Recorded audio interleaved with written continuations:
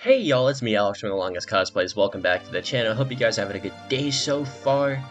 Welcome back to The Longest Comics Presents. In real time, it has been probably 1 hour. Yeah, about 1 hour since I recorded the last episode.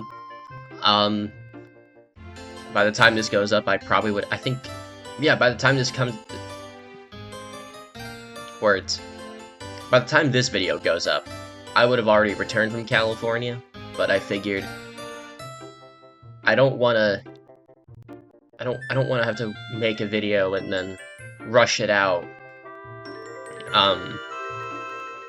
like right after a vacation. I figured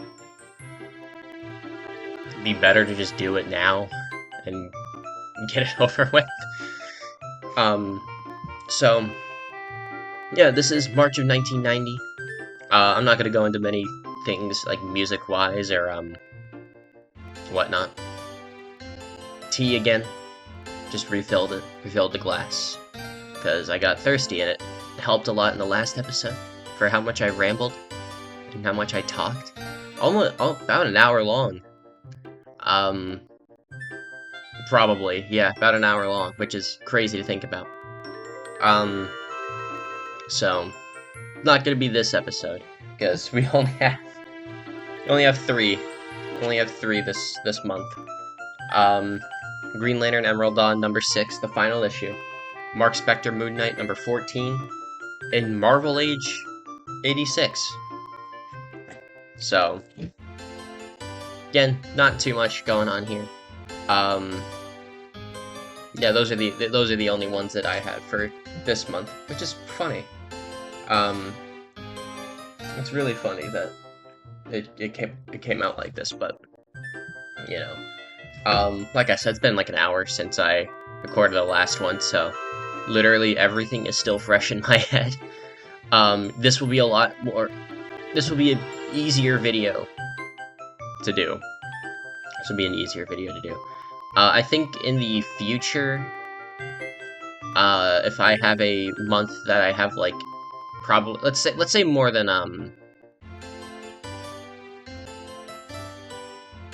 6 books, I'll split it in half, so I don't make videos that are an hour and a half long on accident. Not that I really intend to do that. Like, I don't like making videos that are so, like, unbearably long, especially when it's just me talking for about 60 minutes, like the last episode was. And I know that's kind of the point, is like, it's a natural thing. I'm not, I can't control the rambles I get into. Cyclops still pisses me. Anyway. Okay, it's not, I don't know where my cat is. He was on my bed a while ago. I think he went under my bed now. He might be taking another nap. But yeah, not much has changed. I'll it's gonna be fun. I'm looking forward to Sacramento. I have quite a lot of things that I'm gonna be doing there.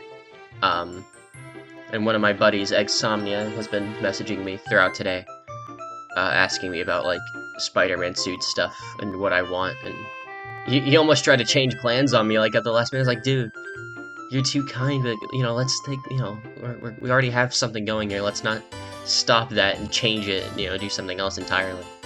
He wants to make one of my custom designs so bad. And I keep like telling him, no, man, you don't. We'll get there at some point. Just let's do this classic suit that you have in the works for me. He's too kind. He's one of the kindest people that I know.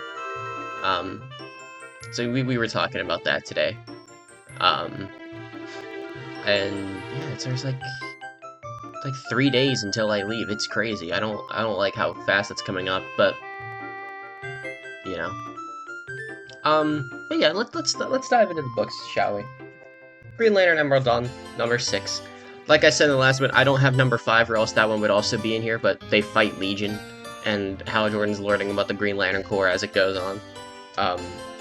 Well, this is the final issue in the Emerald Dawn, in the first Emerald Dawn series, because there was a second one that I think we'll get into Um, at some point, I don't remember when, but there was an Emerald Dawn 2, which I do have all 6 of. So that's good. I just need, I think it's like number 2 and number 5 that I need to complete this one, but... Emerald Dawn 6. Written... I forgot to pull up my information. I'm silly. Story by Keith Giffen, written by Gerard Jones, pencils by Mark D. Bright, inks by Romeo Tong Hall. Again, legendary team, except for Gerard Jones. Again, I'm not going to explain that to you. Just learn for yourself. It's really not worth learning what he did. But anyway, so the Green Lantern Corps are all, you know, fighting this purple ooze type thing. It's the final battle between the Legion and the Green Lantern Corps. So they're all, you know, lanterns are getting injured. It's really cool to see them all use the powers or whatever. Hal and Kilowog are trying to come up with plans for, you know, to help everybody out. And Hal's getting all pissed off. He's like, where the hell are the Guardians? And he says that. And the Guardians are kind of just hanging out. It's like, the Corps is falling. It's like, yeah, no shit, the Corps are falling. Like, it's being overrun. Like, Oa as a planet is being overrun. Like, it's not going to take much time, so... Guardians are like, hey, you guys need to, like, fall back. And Hal's like, what are you talking about? Stop. Why are you... No, that makes no sense. Like, and so Hal's like, I gotta try something out here, man. So, he taps in to the central power battery, and almost like... Oh my god, Mark Bright, man. I said it in the January episode, but look at... He's such a damn good artist, man. Mark Bright, rest in peace, man. Like, such a talented guy. And like a badass, Hal Jordan, you know, taps into the power of the central battery and almost like an Iron Man arc reactor, or like, you know, the repulsor from the chest, you know, he like essentially uses all the will he has, and then he kind of defeats this thing. And Kilowog's like, can I train them or can I train them? Like a cocky son of a bitch. And he says that in the movie too. And it's really funny. It's really funny. And the Guardians are like, you will tell us what happened. What did you do? How did you do that? And Hal's like, dude, I don't fucking know. I got a headache. It's almost like he's hungover. He just has a headache. He doesn't know anything. He just kind of did it. And because of that, he's declared as the Green Lantern of Sector 2814, which is Earth. And Hal's like, oh, well, alright, that's cool. So, you know, Hal comes back to Earth. And he's hanging out with his brother or whatever. It's really nice. It's all really nice. He goes back to Ferris Aircraft. He does his little job, you know. And then, actually, there's a really cool moment. You see him flick off the Green Lantern ring. It's awesome. I love seeing Hal in his prime, you know, because we don't really get that. I don't think we've actually seen him do his job in probably like 3 years. Probably not since the current run started. Which is funny. With Hal Jordan, he crashes his thing. However, he crashes his jet, right? He ejects and obviously he lives, but you know, the Green Lantern's there. The Green Lantern ring is there. And it's like Hal Jordan is going to return in the all-new Green Lantern series. And then we have Earth Day 1990 with Superman. So, this leads into the Green Lantern Volume 3, which we will be starting next month, I think? I don't know. Again, great fucking miniseries. Please, if you have the chance to pick up all of Green Lantern Emerald Dawn, or at least read all of Green Lantern Emerald Dawn, I highly suggest doing so. Like I said, there is like a sequel series, Emerald Dawn 2, that's also 6 issues. It's not required, it's not necessary, but it's still really fun, and I still really like it. You get a lot more like Sinestro in there, and more prison stuff. But let me show out this cover again, because this is like one of the most famous Green Lantern covers of all time. You get this in like the Injustice 2 game. Or, not Injustice 2. The first Injustice. You get this as like a victory screen. It's like one of the most famous Green Lantern covers of all time, because you get like so many of the corpsmen. Sinestro's on the cover too, but he doesn't really appear. He's only really on the cover, so you know, you get that. You get that, and it's some good classic Green Lantern goodness, and the 90s run, which I have a majority of, and will be reading a majority of, is also really good. Especially those first about 47 issues, where Hal Jordan is the main character, or main Lantern. I mean, we all know I'm a huge Hal Jordan fan, so it's great for me. Next up, Mark Spector, Moon Knight, number 14, written by Chuck Dixon, pencils by Sal Velluto, and then inks by Tom Palmer. Continuing off the story from issues 12 and 13, Moon Knight's still fighting Bushmen, and it's the final battle according to the front cover, but you know, they're still in Burundi in Central Africa. And you get another one of these like in issue 12, where it's so cool. It's so cool. I love stuff like this, and I really wish they would do it more often in modern day books instead of it just being like the double page spread. I wish they do like broken up panels like this too, but at least modern day books as of the big two, I don't really see that too much. That could just be me not reading as much, or not as much, but I'm not reading like everything. So who knows? Maybe I'm wrong. But yeah, Bushman, trying to recover from everything. Moon Knight's still there flying in that helicopter with everybody. Jean-Paul Duchamp is walking now. He's been in the hospital for a minute, but he's walking. He's doing good. He's doing good. Everyone's talking to making sure, you know, what's going on. Cut back. Bushman, Moon Knight, and I gotta say, this right here, there you go, my pinky there.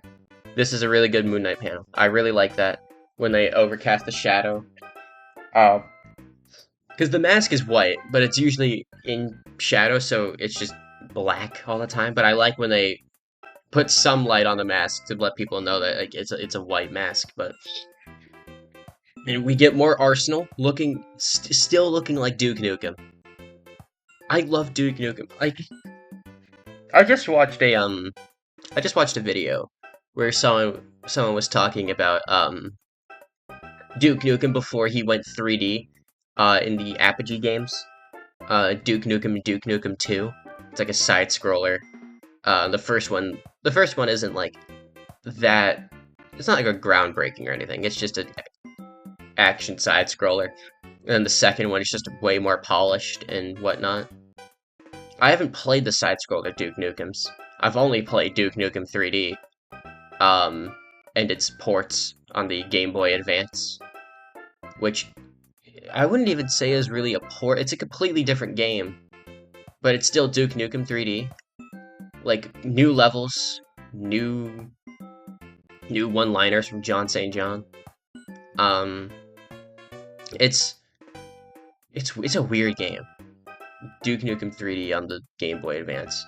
The Game Boy Advance first-person shooter games are a very interesting genre, because you got Wolfenstein 3D, which I would say it's probably one of the better games to port to the Game Boy Advance, if anything, because it doesn't require as much horsepower like Doom and Duke Nukem did.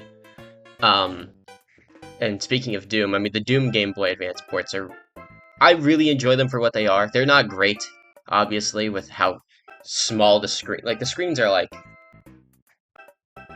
trying to like imagine the Game Boy Advance in front of me, but I can't. They're small. They're small screens. They're like probably about this big. About this big. Very small. Everything's pixelated. And in terms of the first game, the soundtrack is completely wrong. Like you don't hear the song from E1M1 in E1M1, the first level. You hear the song from Mission 2, an Imp's song, I think it's called. Like, At Doom's Gate doesn't play until the secret level, E1M9, which is crazy. It's weird hearing that song in E1M9, but it's like, it's misaligned completely. It's weird. But, anyway. Doom 2 is also really, it's an interesting port. It was made by a different company, from Doom 1 on Game Boy Advance. But it's more or less the exact same thing. Just it looks ever so slightly different. Would I suggest seeking out and playing them? No. Not really. Especially with how easy it is to play Doom on PC. And rather almost fucking anywhere, because Doom can run on almost fucking anything. I really wouldn't suggest, unless you're a huge Doom fan like me, or if you just so happen to have copies of Doom and Doom 2 or Duke 3D on Game Boy Advance, and I really wouldn't suggest playing any of those ports, or Wolf 3D for that matter. Like, it's not that hard, and also those games are extremely cheap anyway. At least Doom and Doom 2 are. You can buy them on Steam, and then you can just get the games, back them up, and then load them into your own source port, like GZ Doom or fucking DOSBox if you really wanted to. You have to go through a little bit more effort to get it running on DOSBox. I'm not going to tell you how to do that because I'm not a tutorial. This is a comic book channel, not a, a comic book and cosplay channel. I'm not going to add another thing into the mix yet, at least. But point being is, if you want to play vanilla Doom, you get it on DOSBox. If you want to play it with quality of life changes, play it with the source ports. It's not that hard. There's plenty of shit out there. Same with Wolf 3D, same with Duke Nukem 3D, same with Quake. I think Quake has a few. Quake 2, I think, also has one. I don't know. I really want another Quake game. The Doom the Dark Ages DLC just came out, Revelations, on July 7th. Best fucking DLC I've ever played, man. Again, I'm biased because I'm a huge Doom fan, but, like, man, it's seriously so good. If you play modern first-person shooters and really want, like, a fresh, like, new experience, play Doom the Dark Ages. It's very similar to Doom Eternal and Doom 2016. It's the same story, or whatever, but Doom the Dark Ages takes place before.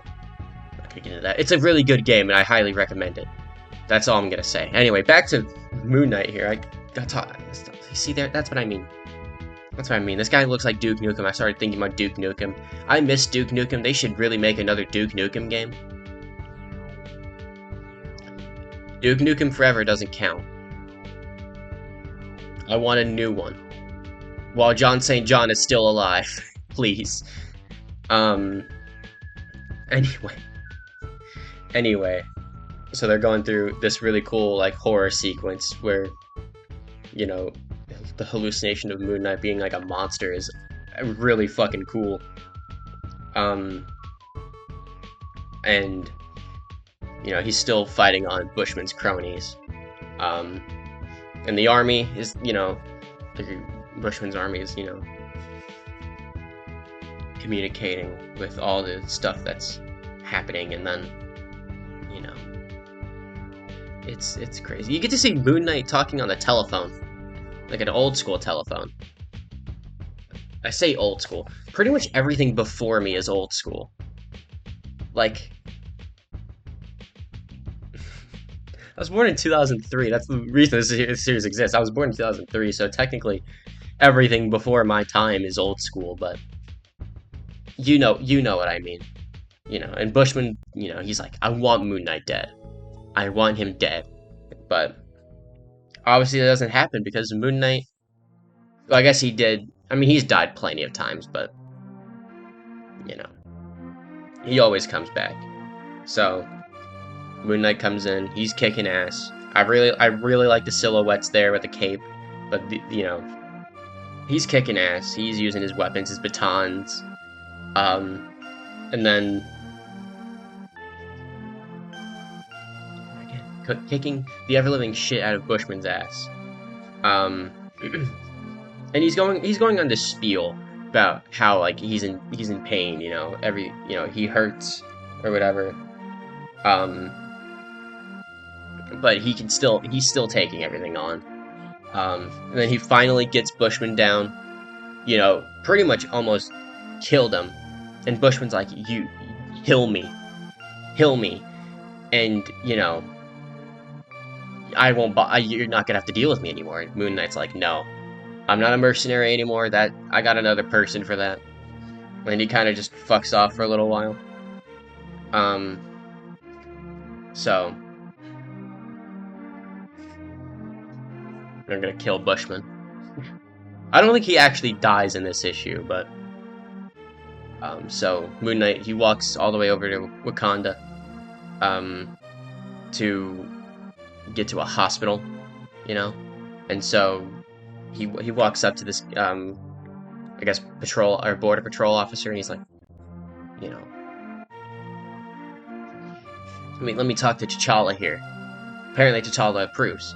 So, because Moon Knight hands him a card that he had from the West Coast Avengers when he was on the team, which is really cool. I always, in my mind, I almost never see Moon Knight working in a team, but he has before. He's been in multiple teams. The West Coast Avengers and the Midnight Suns. Like, to me, Moon Knight's always like a solo guy. But I know he's worked with other teams before, and it's really cool when he does. But, you know, he's in the hospital, you know, and everything's fine and dandy. And then in the next issues, there's the trial of Mark Spector, which I think I have. I should have it. If I don't, then I'll be really sad. I'll look at I already have my list of shit, you know, written down, but, you know, it's really good.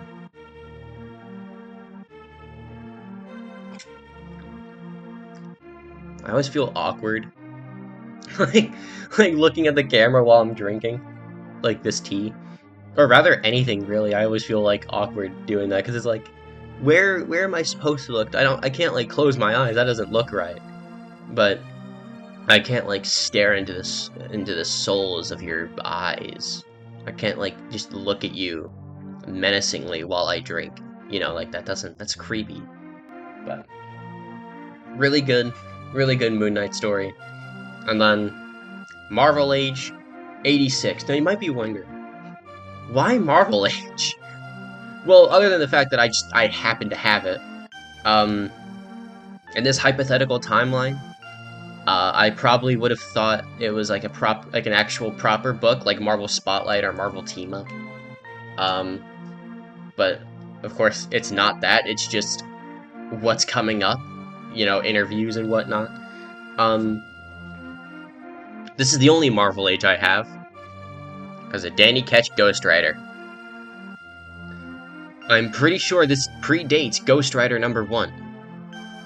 Or I guess it'd be Volume 2 Ghost Rider with Danny Ketch. This, I'm pretty sure, predates it. And so this is one of the first times you see Danny Ketch Ghost Rider. So that's really cool, that's why I have this.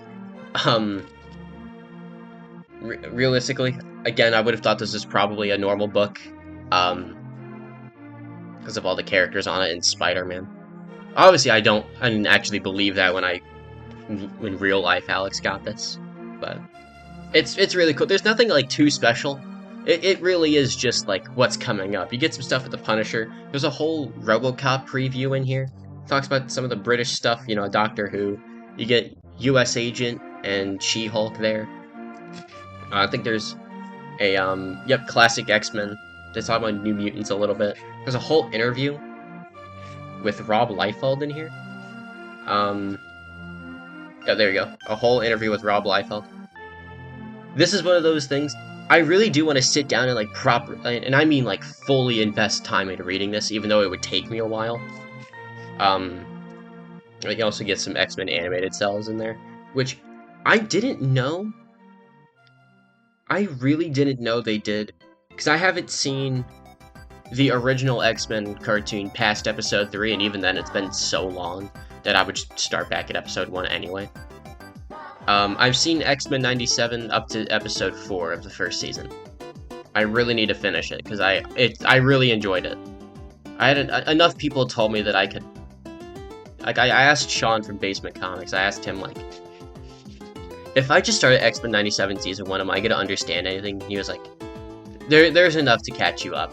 And I was like, okay, I'll just start there. Because he's an X-Men fan. I asked several other people, they said the same thing, so I was like, I'll just watch X-Men 97 then, and then I'll catch up at Season 1, watch Season 2, and then go back in my own time and watch the first 3 seasons of the original show. But I didn't know they did those costumes. That's cool, though. That's really cool. Get Thanos, Silver Surfers, and stuff with Stan Lee. God rest his soul, he's probably rolling in his grave right now for all the bullshit they're doing with him. You get this cool, little silly Spider-Man mini-comic, I guess? And RoboCop shows up and Brother Voodoo is there.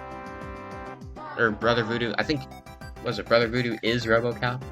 I don't know, it's awesome. And then, there you go, RoboCop preview. I do own some RoboCop issues. I own like 2. I don't remember when I got them or why I have them, but I have them. And they're solid too. This is a solid preview. There's enough there to get you, you know, interested. You know, like I said, the British stuff is also there. It gets a Doctor Who, which this is like classic Doctor Who, I guess, is what the terminology would be. Classic Doctor Who or old school Who or something. I don't know what the fuck they call it. Like, this stuff is unfamiliar to me. I've seen... Oh, God. What the hell is his name? The first one from the, I guess, rebooted series. What's the fucking... The 8th Doctor? 9th Doctor? Either way, I've seen from him all the way up to, Peter Capaldi. I've seen all of that. Thanks to my girlfriend at the time, who probably wouldn't be watching this. I don't know why she would be. I hope not. But thanks to her, I saw... It's gonna piss me off if I don't... Hold on. I'm sorry. I don't like looking shit up live in front of the camera, but it's really gonna piss me off if I don't remember what his name was. I spelled actors wrong, and that doesn't make me feel good.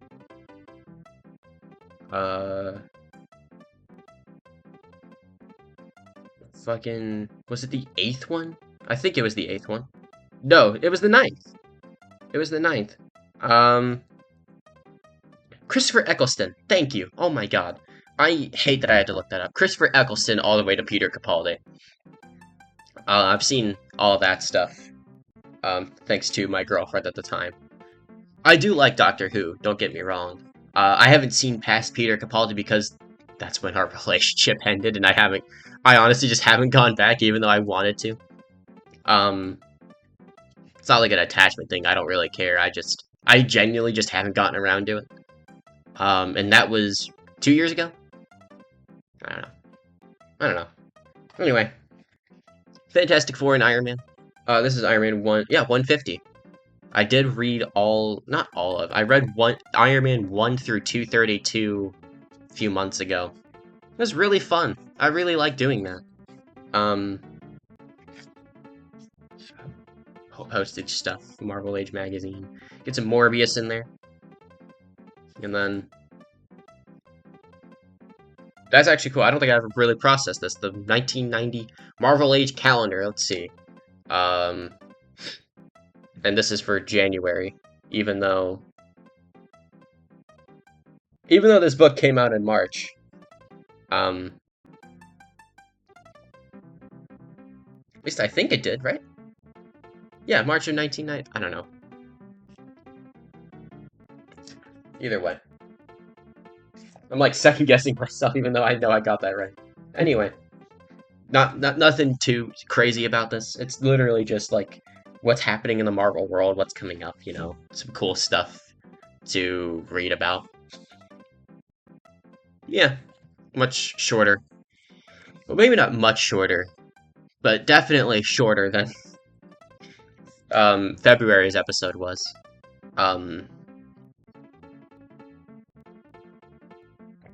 I think I'll just like look into the glass or can or something every time I take a sip so that I'm not, again, just like staring into your soul while I drink beverages.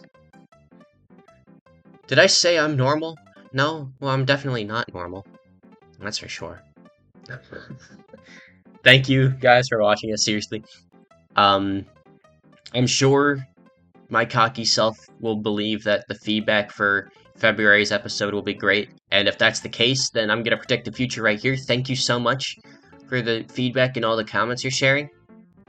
I haven't read them yet as of now because the video hasn't come out, but it will be out by the time this one goes up when I'm back from California. But I'll probably put in like the editor's note in the description of this video, like if there is anything, or you know, we'll see. We'll see. I like doing this. This is fun because I get to just kind of. It's a one shot, one take, next to no editing required. You know, I'm just reading my books and talking about them with you guys, and it's even though I'm not the greatest at telling you what things are about. I promise I retain the information, I just suck at expelling that information out. It's fun. It's really fun doing this. I can't wait to do more of them. Honestly, this is a great excuse to get at least one video a week done. Because I really thought about it. You know, I thought about doing a live stream show. But... or like a weekly live stream show, but I wouldn't know what the hell to do. I really don't. Like, and there are even ideas for streams that I actually just like kind of canned because one, or either A, I would do it better as a video, or B, I don't think it's necessary to do it. But I thought about doing a live show every week. And then there were several ideas for a weekly show that I thought about, but again, I genuinely just didn't know what to do. It's not like I had a problem with, like, being similar to other people. Like, that's kind of what I do. A lot of what I do, at least in terms of Spider-Man cosplay, is pretty similar to a lot of people that I know and have been following for years. So it's not a problem with me. It's just, like, trying to bring myself into this, you know, and not just, like, oh, wait, there's just a young kid who just so happens to know about it. Like, I want to bring myself, you know? That's why I haven't changed my name. Like, for a minute, I was thinking about whether or not to rebrand the channel name to something else, and I was like, no. No. I'm gonna keep it as the Longest Cosplays because A, that's who I am, and B, it's the Longest Cosplays, comics and collecting, or comics and cosplay. You know, that's who I am, right? And that's not gonna change. I'm still probably gonna be doing this for the next, because I've been cosplaying Spider-Man for 10 years now, which is crazy. I have a video about that in the works. Or I guess it would be in the works by the time this is uploaded. Um, yeah, 10 years, which is crazy to say. I'm probably going to be doing it for another 20 years when I'm 42 years old. Probably not as much as I do now, which is honestly not even that much anymore.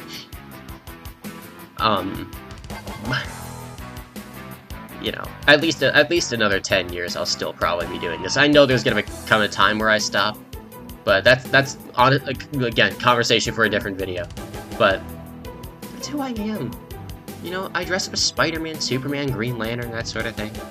You know, I do want to show off those other things, especially Green Lantern, because I know people would like to see that.